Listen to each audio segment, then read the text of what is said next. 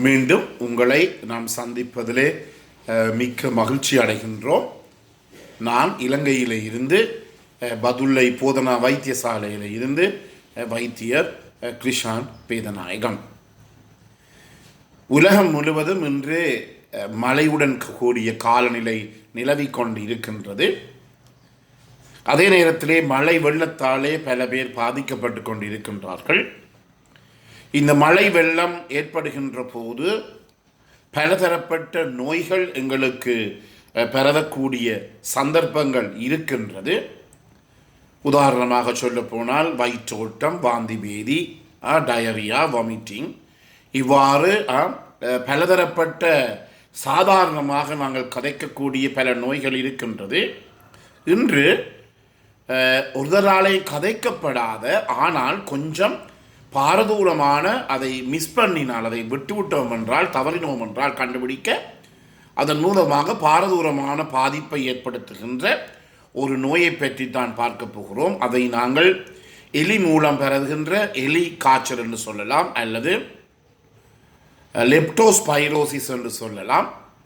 இந்த லெப்டோஸ்பைரோசிஸ் எனப்படுகின்ற இந்த நோயானது லெப்டோஸ்பைரோசிஸ் இக்டரோஇமரெஜிகா எனப்படுகின்ற ஒரு கிருமியின் மூலமாகத்தான் பரவுகிறது. இதை சாதாரணமாக நாங்கள் என்னென்று சொல்லுவோம்? எலி காய்ச்சல் என்று சொல்லுவோம்.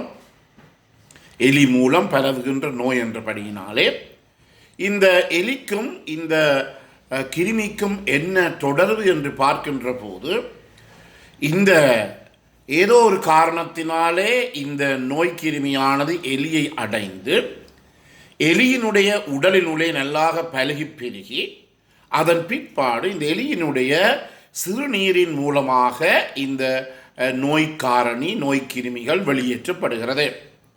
இந்த எலிகள் போய் எங்கே சிறுநீர் கழிக்கும் என்றால், சாதாரணமாக பார்த்தால் நீர் தடாகங்களிலே போய்த்தான், அல்லது குளங்களையோ குட்டைகளோ நீர்வீழ்ச்சிகளோ போய்த்தான் இந்த சிறுநீரை கழிக்கின்ற ஒரு குண இயல்பை இந்த எலிகள் கொண்டிருக்கின்றது. என்றபடியினாலே இந்த எலிகள் கூடுதலாக இருக்கின்ற பகுதியிலே இந்த நோய்க்கிருமிகள் இருக்கும். அதே நேரத்திலே தாங்க முடியாத மழை ஏற்பட்டு, மழை வெள்ளம் ஏற்பட்டு அங்கங்கு பகுதிகளிலே இந்த நீர் தேங்கி இருக்கின்ற போது இந்த நீர்நிலைகளுக்கு எலி தண்ணீர் குடிக்க போகலாம், அல்லது எலிக்கு ஏதாவது விஷம் வைத்தால், எலி பாசானம் என்று சொல்லுவோம், விஷம் வைத்தால் அந்த எலி அந்த பாசானத்தை சாப்பிட்ட பிற்பாடு அதற்கு உடல் முழுவதும் ஒரு தாங்க முடியாத வெப்ப அலை உருவாகும். எனவே அது என்ன செல்லும் என்றால் நீர்நிலைகளுக்கு சென்று தண்ணீரை குடிக்க போகும். எனவே இவ்வாறு நீர்நிலைகளுக்கு சென்று தண்ணீரை குடிக்கின்ற போது அந்த குடித்து அதிலேயே சில நேரத்திலே விழுந்து இறந்துவிடும். அந்த நேரத்திலே அந்த எலியிலே இருந்து வெளியேறுகின்ற சிறுநீர், அந்த சிறுநீரில் இருக்கின்ற லெப்டோஸ்பைரோசிஸ் இக்டரோஇமரெஜிகா எனப்படுகின்ற அந்த கிருமி அந்த நீர்நிலைகளுக்கு போய் நீர்நிலைகளிலே பழகி பெறுகிறது. பிறகு அந்த நீர்நிலைகளிலே ஒருவர் வேலை நிமித்தமாகவோ, அல்லது சிறுபிள்ளைகள் என்றால் அவர்கள் உங்களுக்கு தெரியும், மழை வெள்ளம் எங்கே தேங்கி இருந்தாலும் வேறு சந்தோஷமாக அந்த மழை வெள்ளத்திலே அவர்கள் விளையாடுவார்கள். எனவே அவர்கள் விளையாடுகின்ற போது கூட இந்த நோய்க்கிருமிகள் கால்களிலே ஏதாவது காயங்கள் இருக்குமாக இருந்தால் அதன் மூலமாக எங்களுடைய உடலுக்குள் செல்லக்கூடியதாக இருக்கின்றது. என்றபடியினாலே தான் நாங்கள் எங்களுடைய பழைய முதியவர்கள் சொல்லுவார்கள், இந்த குட்டைகளிலே தேங்கி இருக்கின்ற தண்ணீரிலே குளிக்கக்கூடாது, அது அசுத்தமான நீர். அதே நேரத்திலே இந்த மழை தேங்கி இருக்கிற இடங்களில் எங்களுடைய கால்களை நினைக்கக்கூடாது என்று சொல்வது காரணம் இதுதான். இந்த எலி காய்ச்சல், எலியினுடைய சிறுநீரின் மூலமாக எங்களுக்கு இந்த எலி காய்ச்சல் ஏற்படக்கூடியதாக இருக்கும். அதே நேரத்திலே நாங்கள் கண்டிருக்கின்றோம், சில பேர் தாங்கள் அண்மையிலே கூட ஒருவர் வந்தார். அவர் என்ன செய்திருக்கார்? தண்ணீரை குடித்திருக்கின்றார். குடித்த பிற்பாடு அவருடைய தண்ணீர் தொட்டியை திறந்து பார்த்தபோது அதுக்குள்ளே 2-3 எலிகள் விழுந்து செத்து கிடப்பதை கண்டார். எனவே பயந்து போய் ஓடி வந்தார். எனவே இதன் மூலமாக கூட இந்த லெப்டோஸ்பைரோசிஸ் எனப்படுகின்ற இந்த எலி காய்ச்சல் பரவக்கூடிய சந்தர்ப்பம் இருக்கின்றது. எனவே எப்போதுமே தண்ணீர் தேங்கி இருக்கின்ற பகுதிகள் எல்லாமே மூடி வைத்திருக்க வேண்டும்.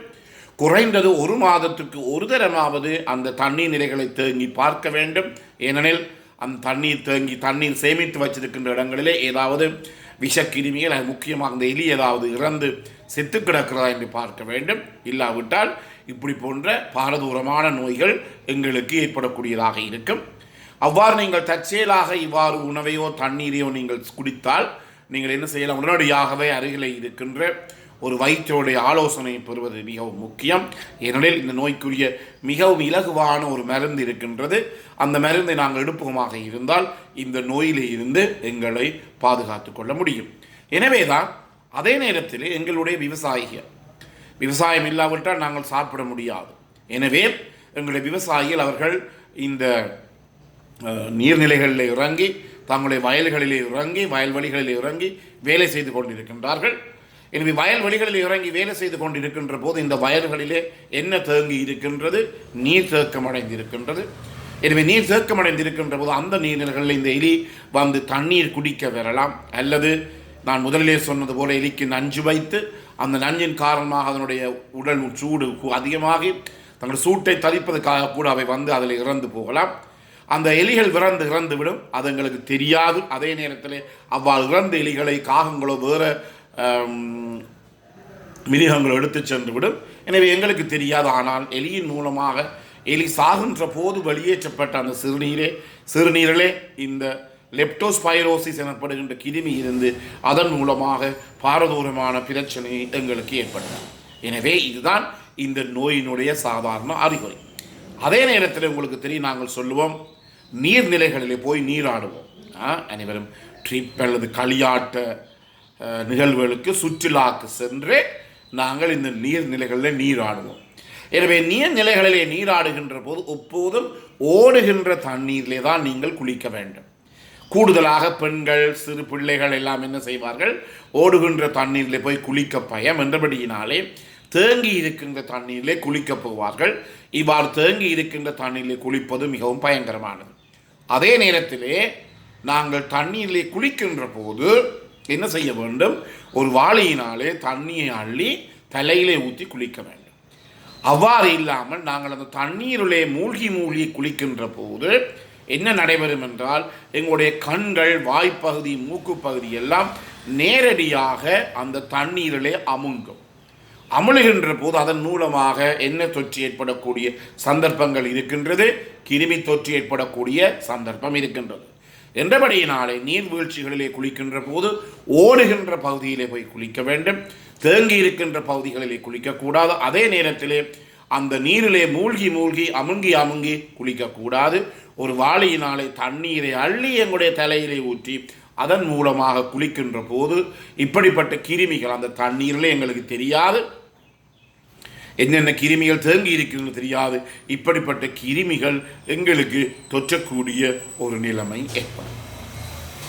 எனவே இந்த நிகழ்ச்சி உங்களுக்கு பிடித்திருந்தால் இதை நீங்கள் மற்றவர்களுக்கு அறிமுகப்படுத்தலாம். இதை லைக் பண்ணலாம், ஷேர் பண்ணலாம். மணி சின்னத்தை அமர்த்தி அல்லது பெல் சைனை அமர்த்தி நீங்கள் இதை சப்ஸ்கிரைப் பண்ணலாம். மேலதிக விவரங்கள் தேவையாக இருந்தால் 0094 777 35 62 45. மீண்டும் உங்களை சந்திக்கும் வரை நன்றி, வணக்கம்.